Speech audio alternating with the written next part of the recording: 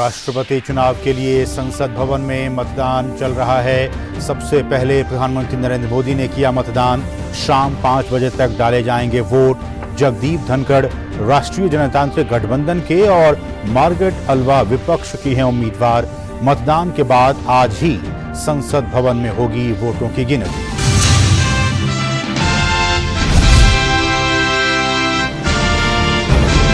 हर घर तिरंगा अभियान के तहत आज नई दिल्ली के ताल कटोरा स्टेडियम में तिरंगा बाइक रैली का आयोजन। केंद्रीय मंत्री जी किशन रेड्डी ने किया रैली का शुभारंभ। 750 बाइक सवार रैली में हुए शामिल।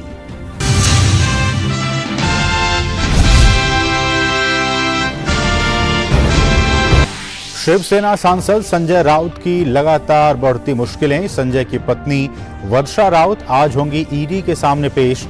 पत्रा चौल घोटाला मामले में ईडी करेगी वर्षा से पूछताछ।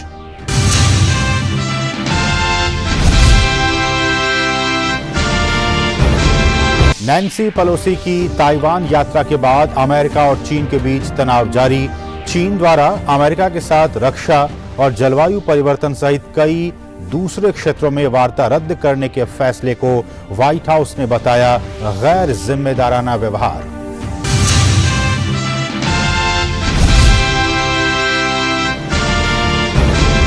बर्मिंघम राष्ट्रमंडल खेलों के 8वें दिन कुश्ती में भारतीय पहलवानों ने 3 स्वर्ण सहित जीते कुल 6 पदक। बजरंग पूनिया, साक्षी मलिक और दीपक पुनिया ने जीते स्वर्ण। वहीं लॉन बॉल में भारत की पुरुष टीम ने फाइनल में पहुंचकर पदक किया पक्का।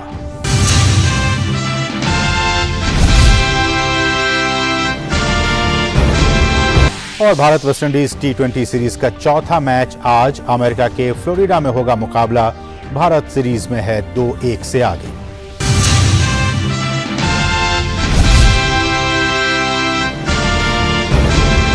उपराष्ट्रपति चुनाव के लिए संसद भवन में इस वक्त मतदान सुचारू तरीके से चल रहा है। उपराष्ट्रपति चुनाव में आज सुबह सबसे पहले प्रधानमंत्री नरेंद्र मोदी ने मतदान किया।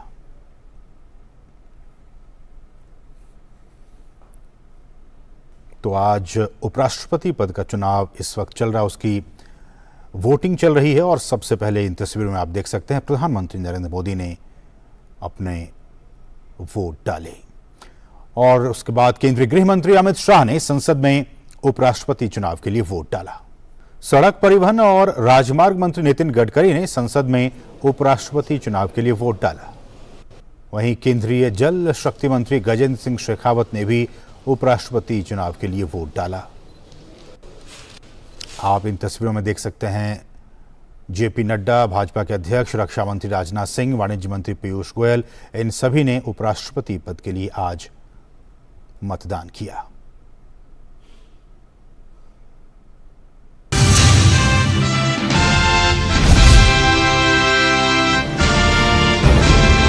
क्या 5G स्पेक्ट्रम नीलामी में हुआ घोटाला? 5 लाख करोड़ की जगह मिले 1.5 लाख करोड़। ए राजा का बड़ा आरोप, पीएम मोदी से सवाल। बाकी पैसा कहां गया? भारत में 5G स्पेक्ट्रम की मेगा नीलामी 1 अगस्त को समाप्त हो गई। 7 दिनों में 40 राउंड की बोलियां लगी। इस दौरान 1.5 लाख करोड़ रुपए की रिकॉर्ड बोली लगाई गई। इस नीलामी में रिलायंस जियो सबसे आगे रही। मीडिया रिपोर्ट्स के मुताबिक रिलायंस जियो ने करीब 84,000 करोड़ रुपए की बोली लगाई है। एयरटेल की बोली करीब 43,000 करोड़ रुपए से अधिक रही। वोडाफोन आइडिया ने करीब 18,000 करोड़ रुपए और अडानी एंटरप्राइजेज ने करीब 5,000 करोड़ रुपए की बोली लगाई है। एक तरफ केंद्र सरकार दावा कर रही है कि 5G स्पेक्ट्रम नीलामी में रिकॉर्ड बोली लगाई गई है। दूसरी तरफ पूर्व दूरसंचार मंत्री ए राजा ने बड़ा दावा कर दिया है। उन्होंने 5G स्पेक्ट्रम नीलामी में बड़ा घोटाला का आरोप लगाया है। ए राजा के मुताबिक 5G स्पेक्ट्रम की नीलामी से केंद्र सरकार को 1.5 लाख करोड़ रुपए का राजस्व मिला है, जबकि अनुमानित राजस्व 5 लाख करोड़ रुपए का है। ए राजा ने केंद्र की मोदी सरकार से पूछा है कि बाकी पैसा कहां गया। दरअसल 26 जुलाई से शुरू हुई 5G स्पेक्ट्रम की नीलामी सोमवार को 1 अगस्त को पूरी हो गई। इसके बाद ए राजा ने सवाल पूछा। हिंदुस्तान टाइम्स की रिपोर्ट के मुताबिक ए राजा ने पूछा है कि पैसा कहां गया, गलती कहां हुई। मौजूदा केंद्र सरकार को इसकी जांच करनी चाहिए। हिंदुस्तान टाइम्स ने ए राजा के हवाले से बताया है कि केंद्र सरकार नीलामी से पहले 22 टेलीकॉम सर्किल में कुल 72 गीगाहर्ट्ज के स्पेक्ट्रम के लिए रखे गए 4.3 करोड़ रुपए के रिजर्व मूल्य की बात कर रही थी, लेकिन केंद्र सरकार को रिजर्व मूल्य का 35% ही मिला है। 5G स्पेक्ट्रम की नीलामी खत्म होने के बाद ए राजा ने कथित घोटाले के आरोप लगाते हुए जांच की मांग की थी। उनकी मांग की पुष्टि द हिंदू ने भी की है। द हिंदू ने ए राजा के हवाले से रिपोर्ट में जिक्र किया था, जब आप इंटरनेट पर कुछ सर्च करते हैं तो आपको 2G में 10 सेकंड लगते हैं, 4G में 5 और 5G में आपको 1 सेकंड में रिजल्ट मिलेगा। जब बात 5G स्पेक्ट्रम की नीलामी की आती है तो कम से कम 5 या 6 लाख करोड़ रुपए की बोलियां लगनी चाहिए थी। हालांकि मौजूदा टेलीकॉम मंत्री अश्वनी वैष्णव ने ए राजा के आरोपों को खारिज किया है। अश्वनी वैष्णव ने द हिंदू से बातचीत में बताया कि किसी पूर्व मंत्री के ऐसे दावे पर वो हैरान हैं। नीलामी में कई बैंड्स की बिक्री नहीं हुई है। जिस स्पेक्ट्रम की बिक्री नहीं हुई है वो सरकार के पास है। इस हिसाब से देखें तो घोटाले का आरोप बेबुनियाद है। दरअसल ए राजा तत्कालीन यूपीए सरकार में दूरसंचार मंत्री थे। उन्हें 2G स्पेक्ट्रम घोटाले का आरोपी माना जाता था। तत्कालीन कैब ने दावा किया था कि 2007-8 में 2G आवंटन प्रक्रिया के चलते सरकारी खजाने को 1.76 लाख करोड़ रुपए का नुकसान हुआ था। इस मुद्दे को लेकर तत्कालीन विपक्षी पार्टी बीजेपी ने सदन से लेकर सड़क तक जोरदार हंगामा किया था। इस मामले में सीबीआई ने भी अपनी चार्जशीट दाखिल की थी, जिसके मुताबिक अनुमानित नुकसान 20 से 30 हजार करोड़ रुपए के आसपास था। इन सब के बीच ए राजा ने मौजूदा 5G स्पेक्ट्रम की नीलामी पर सवाल उठाए हैं और बड़ा घोटाला होने का आरोप लगा दिया है।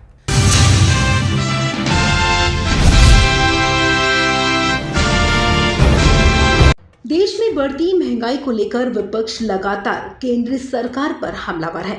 इस बीच जब all India United democratic front यानी कि AIUDF के प्रमुख बदरुद्दीन अजमल ने भी बीजेपी पर निशाना साधा है। उन्होंने आम लोगों की पीड़ा के प्रति सरकार की उदासीनता के लिए सत्ताधारी पार्टी के नेताओं की आलोचना की है। अजमल ने वित्त मंत्री निर्मला सीतारमण पर निशाना साधते हुए कहा कि भारत का पैसा वित्त मंत्री के पास है। उन्हें कैसे पता चलेगा कि एक व्यक्ति कुछ खरीदने के लिए आखिर कितने रुपए खर्च करता है। मौलाना बदरुद्दीन अजमल ने कहा कि बीजेपी के किसी भी मंत्री के लिए महंगाई नहीं है। बीजेपी सांसदों को अपनी पत्नियों से पूछना चाहिए कि आखिर वो रसोई कैसे चला रही हैं। सरकार को चाहिए कि इस पर ध्यान दे, नहीं तो 2024 में महंगाई इस सरकार को खा जाएगी। देखिए, AIUDF इस मामले को कंडम करता है। इसके विरोध प्रोटेस्ट अपना दर्ज कराता है कि महंगाई अब आसमान कुछ हो गई। महंगाई महंगाई महंगाई करते हुए UDF के बीजेपी के लोग, लास्ट टाइम पे पार्लियामेंट में मैं था, 3-4 महीना 6 महीना पहले से महंगाई महंगाई महंगाई महंगाई कर करके वो हुकूमत में आए। आज महंगाई फिर आसमान पे गई। गरीबों का कमर टूट गया। औरतें अपना किचन नहीं चला पा रही है। बाजार से सब्जी, दाल, भिंडी, तरकारी, चावल, ये सब चीजें महंगी हो गई। और महंगी नहीं बल्कि इनके 8 साल में कम से कम 100% से ज्यादा महंगी हो गई। गैस का सिलेंडर नहीं मिल रहा है, भाव उसका आसमान पे पहुंच गया। डीजल का भाव आसमान पे चल गया। इसलिए गवर्नमेंट को इसके ऊपर ध्यान। देखिए, सीतारमण जी हमारे फाइनेंस मिनिस्टर हैं। फाइनेंस मिनिस्टर का मतलब ये कि पूरे इंडिया का पैसा उनके पास है। वो रिजर्व बैंक की मालिक है। उनको कैसे पता चलेगा बावर्ची जाके कितना पैसे में क्या चीज लाया? उनको तो पता ही नहीं। किसी कैबिनेट मिनिस्टर को पता नहीं चलेगा उसका बाजार कितने रुपए में आता है। उनको तो टाइम पे खाना अच्छा मिलना चाहिए। या कोई पार्टी बड़े कॉर्पोरेट हाउस वाले ले जाए और मिनिस्टरों को दावत करा के वो पता नहीं उधर कितना करोड़ रुपया खर्चा हुआ, बिल तो उनके पास नहीं आएगा। इसलिए वो लोग तो खुश है कि जितना और बढ़े हमारी दावत और बढ़े। तो इसलिए सीतारमण जी ने अगर किया है, कहा है, तो उनके जगह पे उनकी चीज सच है कि उनको तो फ्री मिल रहा है। वो महंगाई की क्या बात करते हैं? अरे जब 10 रुपया था 20 रुपया देना पड़ेगा तभी तो महंगाई ना। महंगाई कहाँ है उनके पास? किसी मिनिस्टर के लिए महंगाई नहीं है। मैं तो बोलूंगा बीजेपी के MPs लोग जिनको अपना घर का पैसा खरीद के खाना पड़ता है, वो इंसाफ से अपनी बीवियों से जाके पूछे वो किस तरीके से अपना किचन चला रही है। तो इसलिए ये बहुत बुरा साइन है। मोदी जी गवर्नमेंट जो है इसके ऊपर ध्यान दें, नहीं तो ये महंगाई हो सकता है 2024 में उनकी सरकार को खा जाए। गौरतलब है कि हाल ही के महीनों में आसमान छूती महंगाई को लेकर विपक्षी दलों ने केंद्र सरकार पर निशाना साधा है। शुक्रवार को ही कांग्रेस ने महंगाई और बेरोजगारी के खिलाफ देशव्यापी विरोध प्रदर्शन किया था। देश भर के पार्टी कार्यकर्ताओं ने राजभवन के बाहर विरोध प्रदर्शन और धरना दिया था। इस दौरान कई कांग्रेस कार्यकर्ताओं को हिरासत में भी लिया गया था।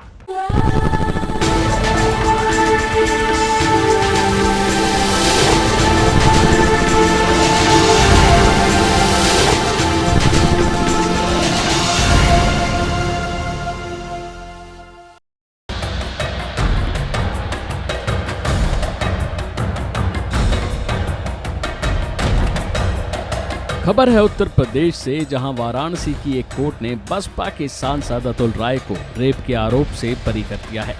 वो 36 महीने से जेल में बंद थे। अब कोर्ट ने सबूतों के अभाव में बसपा सांसद अतुल राय को बरी किया है।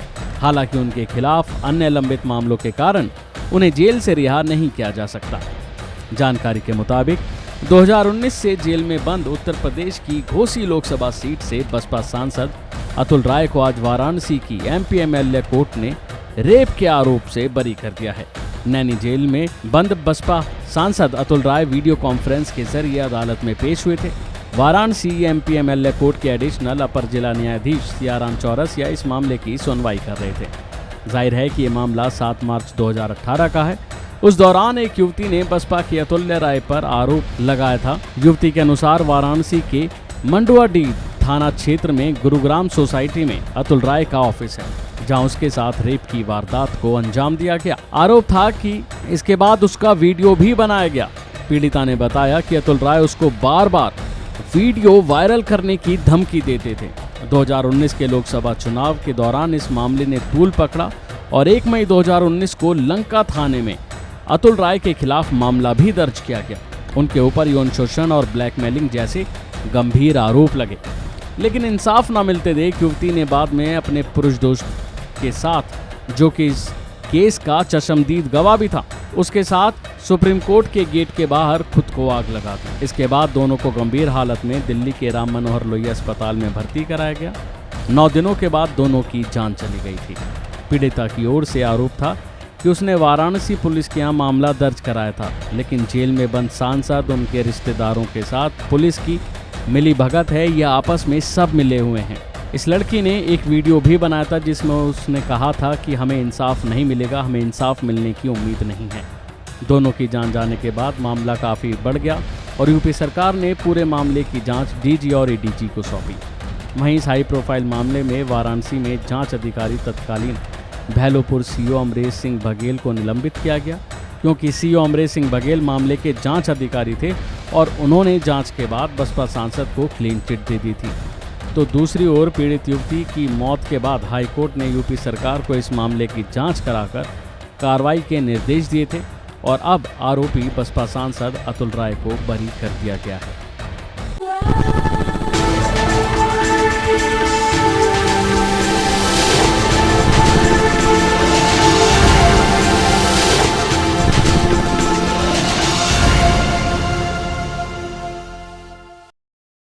हर हर शंभू गाने से चर्चाओं में आई फरमानी नाज को लेकर इन दिनों तरह तरह की खबरें सामने आ रही हैं। आपको बता दें कि फरमानी नाज यूट्यूब सिंगर हैं, जो सावन के महीने में हर हर शंभू भजन गाकर सुर्खियों में आ गई हैं। सिंगर फरमानी की पॉपुलैरिटी लगातार बढ़ती ही जा रही है। हालांकि अब इस बीच एक और बड़ी खबर सामने आ रही है, जो फरमानी नाज के चाहने वालों के लिए अच्छी खबर साबित हो सकती है। खबर है कि हर हर शंभू गाने वाली फरमानी नाज की आवाज अब बिग बॉस हाउस में गूंजेगी। दरअसल फरमानी की पॉपुलैरिटी को देखते हुए फरमानी नाज को सलमान खान के विवादित रियलिटी शो बिग बॉस 16 का ऑफर मिल गया है। इस बारे में फरमानी के भाई फरमान ने जानकारी दी है। बता दें कि सावन के महीने में हर हर शंभू भजन गाकर यूट्यूब पर वीडियो अपलोड किया गया था, जिसे लोगों ने काफी पसंद किया। आपकी जानकारी के लिए बता दें कि हर हर शंभू गाने की ओरिजिनल सिंगर अभिलिप्शा पांडा हैं, लेकिन फरमानी नाज ने इस गाने को दोबारा गाया और उनकी दमदार आवाज में गाया गया ये भजन हर हर शंभू शिव भक्तों को खूब भाया। YouTube पर लाखों की तादाद में फरमानी नाज के गाने को लोगों ने पसंद किया, लेकिन इस गाने को लेकर फरमानी नाज विवादों में भी आ गई। कई कट्टरपंथियों की तरफ से उनको धमकियां भी मिली। कुछ मौलवियों ने उनके खिलाफ फतवा भी जारी कर दिया था। रिपोर्ट्स के मुताबिक फरमानी नाज हिंदू धर्म अपनाना चाहती हैं। फरमानी नाज के भाई फरमान ने इन सभी बातों पर अपनी चुप्पी तोड़ी। एक इंटरव्यू में उन्होंने कहा कि उनकी बहन के खिलाफ कोई फतवा जारी नहीं हुआ था। उन्होंने आगे कहा कि उनकी बहन मुस्लिम धर्म को छोड़कर हिंदू धर्म नहीं अपना रही है। ये सभी बातें पूरी तरह से झूठी हैं। उन्होंने बताया कि मेरी बहन को सलमान खान का शो बिग बॉस 16 जरूर ऑफर हुआ है, जिसके बारे में अभी सोच विचार चल रहा है, लेकिन अभी तक उन्होंने इस शो में जाने का कोई फैसला नहीं लिया है। फरमानी शो में जाने का फैसला इसलिए नहीं ले पा रही हैं क्योंकि बिग बॉस के घर में काफी झगड़े होते हैं और वो इससे दूर रहना ही पसंद करती हैं। फरमानी नाज का ऐसा मानना है कि रियलिटी शो में कोई किसी की मदद नहीं करता है, इसलिए वो इससे काफी डरी हुई हैं। फरमानी नाज शो को लेकर काफी कंफ्यूज हो रही हैं कि वो शो का हिस्सा बने या ना बने। साल 2021 में Farmani Naaz singing reality show Indian Idol में भी नजर आई थी। शो पर उन्होंने अपने भाई के साथ स्टेज पर परफॉर्मेंस दी थी। फरमानी की आवाज को जजेस ने भी पसंद किया था, लेकिन उनका सफर ज्यादा लंबा नहीं चला। फरमानी के बारे में आपको बता दें कि उनकी पर्सनल लाइफ काफी मुश्किलों भरी रही है। पति ने इन्हें बिना तलाक दिए दूसरी शादी कर ली थी। मुश्किल के समय में म्यूजिक ने फरमानी और उनके भाई का बहुत साथ दिया। फरमानी गाना गाती थी और उनके भाई उसे YouTube पर रिकॉर्ड करते थे। धीरे धीरे लोगों को उनका गाना पसंद आने लगा। संगीत की विरासत फरमानी को उनके पिता से मिली। हर हर शंभू फरमानी का पहला गीत नहीं है। सावन के महीने में उन्होंने 2 गीत और भी रिकॉर्ड किए थे। हालांकि उन पर किसी तरह का कोई विवाद नहीं हुआ। अब देखना ये होगा कि क्या फरमानी नाज बिग बॉस का हिस्सा बनती हैं या नहीं।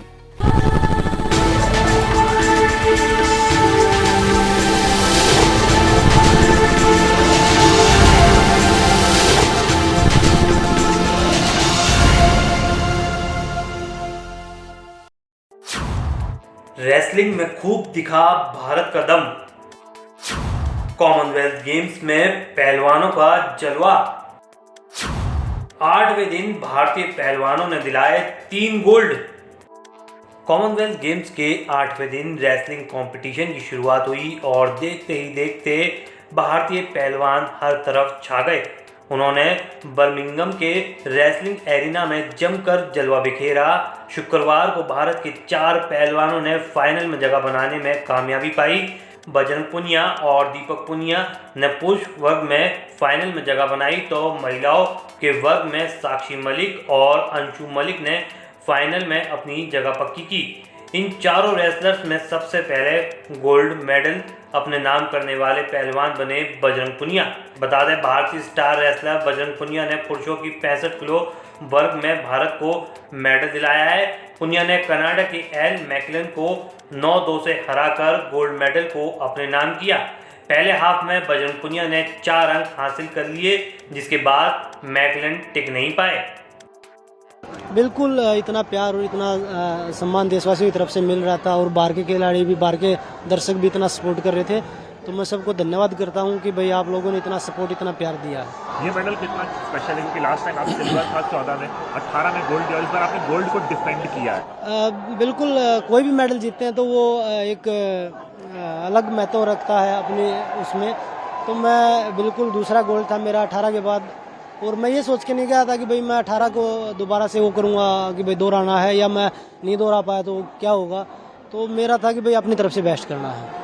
ओलंपिक में मेडल, वर्ल्ड चैंपियनशिप में मेडल, एशियन गेम्स में गोल्ड मेडल, कॉमनवेल्थ में अब दूसरा गोल्ड मेडल। और क्या और बच गया है या बजरंग पुनिया के लिए? देखिए, अभी ओलंपिक गोल्ड बचा हुआ है जो भारतीय रेसलिंग में अभी हम जीत नहीं पाए हैं। उसमें सिल्वर भी है, ब्रोंज भी है, तो कोशिश है कि 2024 में हम उस कमी को पूरा करें। वहीं भारतीय रेसलर दीपक पुनिया ने भारत को तीसरे गोल्ड मेडल दिलाया है। दीपक पुनिया ने पुरुष फ्री स्टाइल कुश्ती के 86 किलो वर्ग में पाकिस्तान के रेसलर मोहम्मद इनाम को 3-0 से हराया है। खुश हूँ मैं और काफ़ी अच्छा लगा कि इतने हमारे जो इंडियन थे वो हमें चेयर करने, सपोर्ट करने यहाँ पे आए और बड़ा अच्छा लगा। जो फाइनल मुकाबला था वो निकटतम प्रतिद्वंदी पाकिस्तान के विरुद्ध था, तो वो मैच को लेकर कुछ था, इसको लोग पहले ही से बना देते एक भारत पाकिस्तान मुकाबला है। हाँ जी, देखो ये सब मैंने सोचा भी था कि ऐसा होता है, ये होता है, तो फिर मैंने जो एक्स्ट्रा प्रेशर था वो बिल्कुल नहीं लिया कि ये सब है। बस अपना फोकस किया कि अपना बेस्ट देना है, अपना 100% देना है और जो भी मैं अपना गोल टारगेट लेके चला था अचीव करना है वो मैंने अपना किया। उस लम्हे को बताएं, राष्ट्रीय ध्वज सबसे ऊपर था और भारत का राष्ट्रगान बज रहा था। देखो जी, उसको तो उस लम्हे को तो मैं कुछ मतलब शब्दों में बता ही नहीं सकता। वो तो मतलब बड़ा प्राउड फील हुआ, बहुत ही अच्छा लगा। बिल्कुल। और आप टोक्यो में 19-20 से मेडल से चूक गए थे, बिल्कुल 1 पॉइंट का फर्क था, कुछ सेकंड बाकी थे। वहाँ की चीज़ को पीछे करके यहाँ पे आके स्वर्ण पदक जीतना आपके लिए कितना वो महत्वपूर्ण था? वो दिमाग में चल रहा था कभी जब आप वो थोड़े से चुके थे? देखो जी, वो दिमाग में बिल्कुल था मेरे को, क्योंकि आज ही के दिन 5 अगस्त को ही मैं 2021 5 अगस्त को ही मैं ओलंपिक में ब्रॉन्ज मेडल से चूका था कि मेरे को ये था कि आज भी 5 अगस्त है, कहीं कुछ ऐसा वैसा ना हो जाए, पर नहीं, वैसा कुछ नहीं हुई। प्रधानमंत्री नरेंद्र मोदी जी ने आपको बधाई दी है। बिल्कुल जी। देखो जी, इतने अच्छे तरीके से हमें बुलाया, इतना अच्छा सम्मान किया प्रधानमंत्री जी ने, तो हमें बहुत ही मतलब मोटिवेट किया कि कोई नहीं बेटे, ओलंपिक में चूक गए, हम अगली बार और अच्छा करेंगे, मतलब बड़ा मोटिवेट किया। तो हमारे देश के प्रधानमंत्री जब इतना वो कर रहे हैं हमारे लिए, तो हमारा भी फर्ज बनता है कि हम देश के लिए गोल्ड मेडल जीते। भारतीय रेसलर साक्षी मलिक ने 62 किलो वर्ग में महिला फ्री स्टाइल में भारत को गोल्ड मेडल दिलाया है। उन्होंने कनाडा की एना गोलेंजेज को बाय फॉल के जरिए 4-4 से शिकस्त दी। साक्षी मलिक 4-0 से पीछे चल रही थी, लेकिन फिर उन्होंने एक ही दांव में गोलेंजेज को चित कर दिया। अब की बार बस सोच के यही आई थी कि गोल्ड ही लेके जाना है, क्योंकि मेरा ब्रॉन्ज भी था, सिल्वर भी था, तो बस ये नहीं था कि मेडल लेके आना है। सोच के ही घर से ये चली थी कि गोल्ड ही लेके आना है। और जो ओलंपिक्स में तिरंगा झंडा मैंने लहराया था, मुझे एक बार फिर से वही फील करना है और वो मैंने किया। बिल्कुल। और आकर हम ये फाइनल को देखें और रियो के फाइनल को याद करें तो मिलता जुलता है। रियो में 5-0 से पिछड़ रही थी, 8-5 किया, यहाँ 4-0 से कर रही थी, विक्ट्री बाय फॉल किया। ऐसा क्या है कि साक्षी मलिक हमेशा बाजी पलट देती है?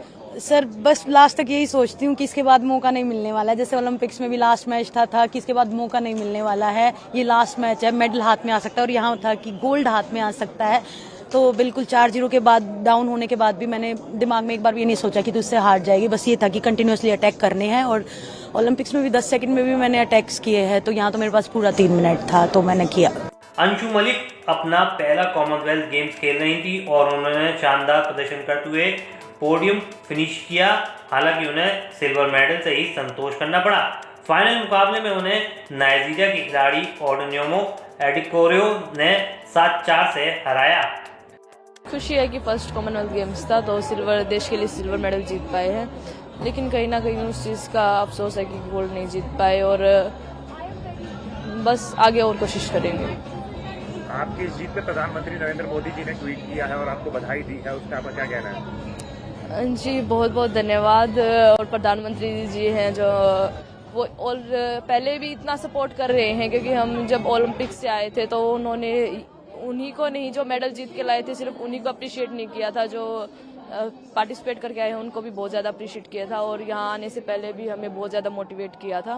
तो प्रधानमंत्री जी का मैं बहुत बहुत धन्यवाद करना चाहूँगी। और जितनी भी अभी स्पोर्ट्स के लिए जो भी हो रहा है वो शायद ही पहले कभी हुआ था। हम ये पूछना चाहेंगे कि आपका लगातार प्रदर्शन अच्छा रहा है। वर्ल्ड चैंपियनशिप में आपका सिल्वर था, अलमाटी में आपका गोल्ड था एशियन चैंपियनशिप में, और अब आपका हम यहाँ पर भी सिल्वर देख रहे हैं। तो आपका परफॉर्मेंस लगातार कंसिस्टेंटली अच्छा रहा है। जी आगे भी और कोशिश करेंगे कि आगे भी परफॉर्मेंस और अच्छी हो, इससे बेटर हो और आगे जो भी कॉम्पिटिशन से आने वाले उनमें और अच्छा करने की कोशिश।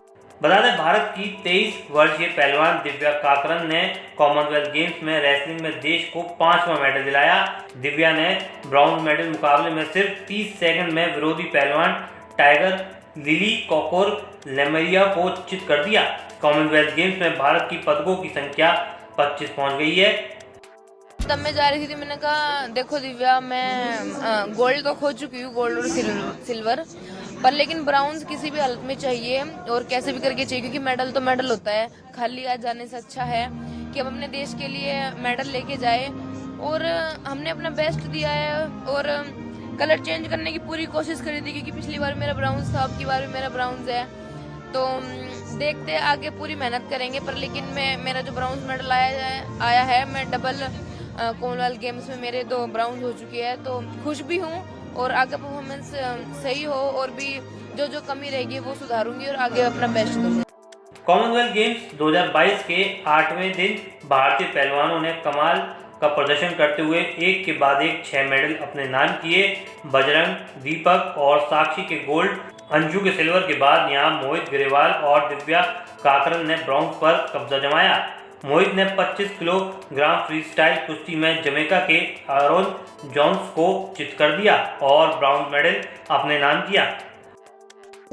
मैं मेरे प्रदर्शन के लिए कहूँगा कि मैंने तैयारी तो गोल्ड की थी, पर मैं ब्रॉन्ज के साथ यहाँ रहा हूँ। अगली बार मैं गोल्ड ही लेके आऊँगा और मेरा एक ही टारगेट है 2024 ओलंपिक के देश का नाम, झंडा और एक राष्ट्रगान जब बजता है मैं वो सुनना चाहता हूँ और मेरी कंट्री को और मेरे जो भी फैमिली हैं, कोचेज और सबको जो मेरे से जुड़े हैं, पूरे इंडिया को प्राउड फील करवाना चाहता हूँ। आपका जो मैच था, जो ब्रॉन्ज मेडल का आप खेलने गए, तो आप उससे पहले आपको पता था आप गोल्ड के लिए जा रहे थे, लेकिन अब वो चूक गया, लेकिन ब्रॉन्ज मेडल का मुकाबला बचा था, तो अपने आपको कैसे मोटिवेटेड रखा? मोटिवेटेड यही था कि भाई बस कि भारत के लिए कुछ ना कुछ तो करना है और मेडल ज़रूर लेके जाना है, ना से तो खाली से अच्छा है कि ये, क्योंकि अभी मैं जूनियर से सीनियर्स में आया हूँ, तो धीरे धीरे कि भाई इंडिया के लिए मेडल मैंने एक टैली में और जोड़ दिया। यही चाहते हैं कि हम इंडिया एक दिन 1 नंबर पे आए, मेडल टैली में सबसे ऊपर आए। आपको बता दें बर्मिंघम कॉमनवेल्थ गेम्स 2022 में भारत के लिए 8वां दिन शानदार रहा। खेल के 8वें दिन भारत की झोली में कुल 6 पदक आए। ये सभी मेडल भारत को रेसलिंग के अलग अलग प्रतियोगिता में हासिल हुए।